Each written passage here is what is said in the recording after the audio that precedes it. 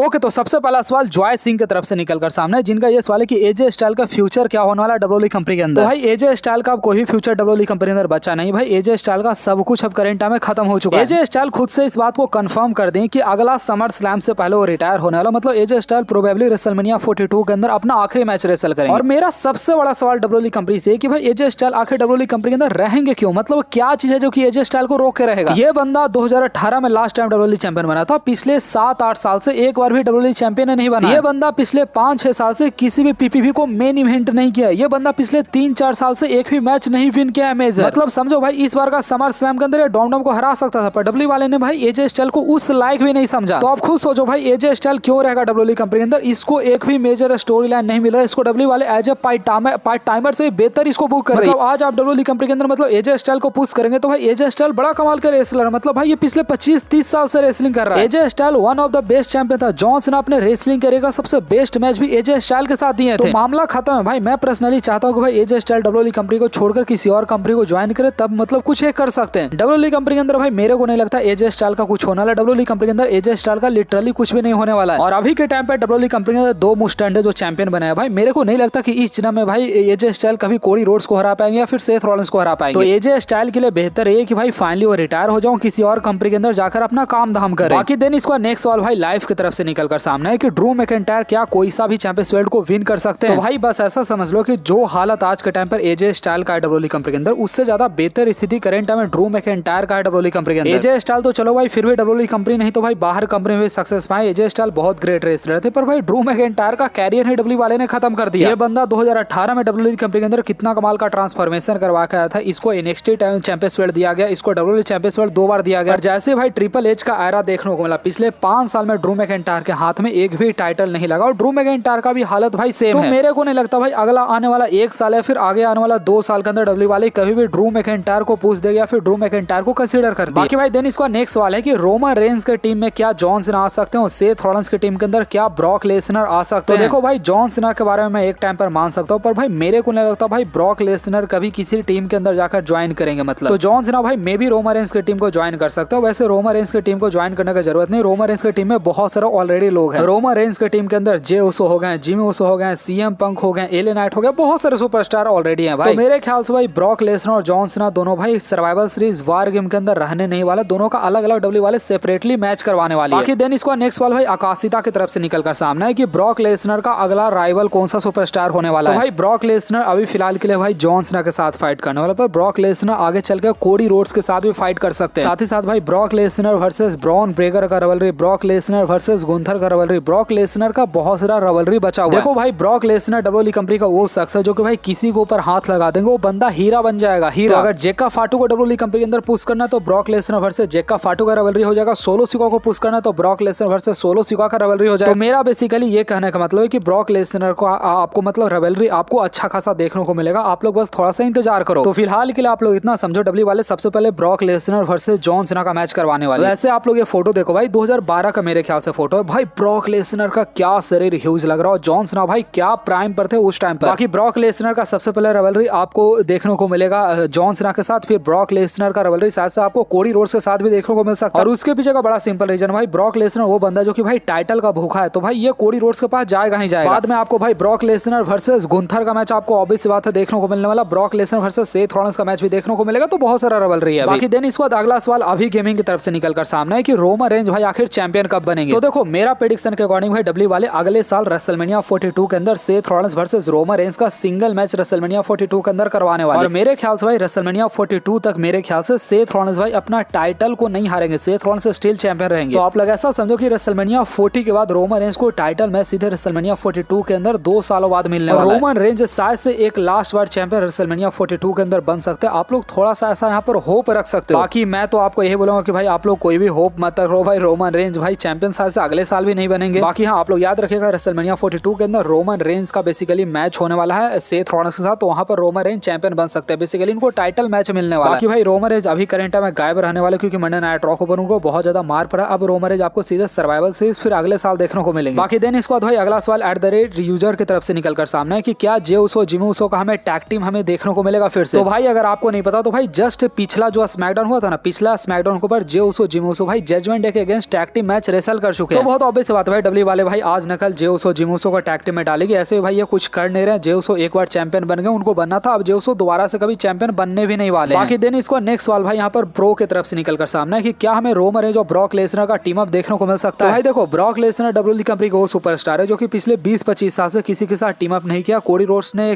करने का कोशिश किया था पर कोडी रोड्स को F5 पड़ा था। तो भाई मेरे को नहीं लगता भाई रोमन रेंज और ब्रॉक लेसनर कभी टीम अप करने वाले। ब्रॉक लेसनर भाई हीरो रोमन रेंज के साथ कभी टीम अप नहीं करेगा। पर हाँ भाई, स्टिल मेरा ऐसा दिली इच्छा है कि भाई रोमन रेंज और ब्रॉक लेसनर एक बार फिर से आखिरी बार हमें आमने सामने देखने को मिल जाए। मेरे ख्याल से डब्ल्यू वाले रोमन रेंज और ब्रॉक लेसनर को अब आसपास नहीं लाने वाले, क्योंकि भाई ऑलरेडी इनका हिस्ट्री खत्म हो चुका। पर हाँ, मेरा ऐसा दिली इच्छा है स्टिल। बाकी देन इसका नेक्स्ट सवाल भाई ऑल की तरफ से निकल कर सामने, जिनका ये सवाल है क्या ब्रॉक लेसनर फ्यूचर के अंदर कोई टाइटल जीतेगा। तो देखो भाई, मेरे ख्याल से ब्रॉक लेसनर डब्ल्यूडब्ल्यूई कंपनी का दादा है। पता है, ब्रॉक लेसनर अभी जब रिटर्न किया भाई, उन्होंने लिटरली सारा रिकॉर्ड को तोड़ दिया। पूरे डब्ल्यूडब्ल्यूई के इतिहास के अंदर आज तक किसी भी सुपरस्टार के रिटर्न पर उतना व्यू नहीं मिला जितना ब्रॉक लेसनर के रिटर्न पर व्यू मिला। तो ऑब्वियस बात है भाई, ब्रॉक लेसनर वो सुपरस्टार है जो कि भाई डब्ल्यूडब्ल्यूई कंपनी के अंदर सबसे ज्यादा पैसा चार्ज करता है। तो बेसिकली वो किसी सुपरस्टार से हारने तो नहीं वाला। देखो मैं आपको डिफरेंस समझाता हूँ, ब्रॉक लेसनर एक स्टार नहीं, एक सुपरस्टार है। ब्रॉक लेसनर किसी को हराएगा भी, वो सुपरस्टार ऊपर उठेगा। ब्रॉक लेसनर वो सुपरस्टार है जिसके साथ रिंग शेयर करने पर कोई सुपरस्टार हीरो बन सकता है। तो मेरे ख्याल से ब्रॉक लेसनर 100% चैंपियन बनेगा। ब्रॉक लेसनर अभी फिलहाल तो भाई जॉन सीना के साथ जो भी कर्म कर रहा है करेगा, पर भाई ब्रॉक लेसनर बहुत जल्द टाइटल के पीछे जाने वाला। मेरे ख्याल से वो कोडी रोड्स के पीछे जाने वाला, या फिर डब्ल्यू वाले भाई ब्रॉक लेसनर और सेथ रॉलिंस का भी रिवलरी करवा सकते हो। उसका बड़ा सिंपल स्टोरी है भाई, क्योंकि भाई अभी करंट है पॉल मैन जो है अभी करंट में सेथ रॉलिंस के पास हो। सेथ रॉलिंस को डब्ल्यूडब्ल्यूई कंपनी का सबसे बड़ा स्टार बनाना, तो सेथ रॉलिंस को स्टार बनाना तो किसके साथ फाइट करवाएगा। बहुत सिंपल है भाई, डब्ल्यूडब्ल्यूई कंपनी के अंदर जो सुपरस्टार सबसे बेस्ट है उसका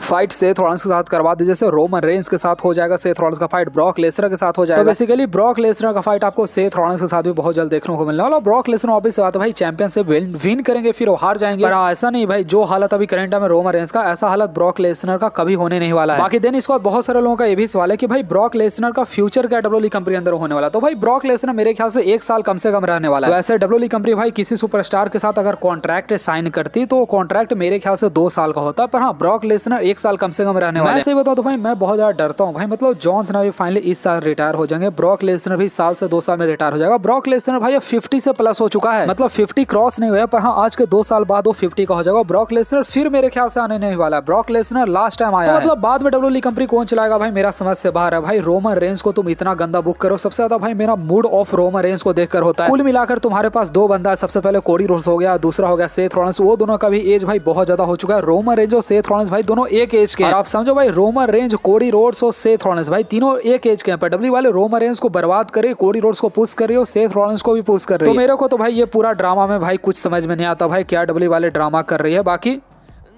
मिलते हैं भाई आपसे नेक्स्ट वीडियो के अंदर। आज का वीडियो इतना ही था भाई, वीडियो को लाइक करके चैनल को सब्सक्राइब करना मत भूलिएगा।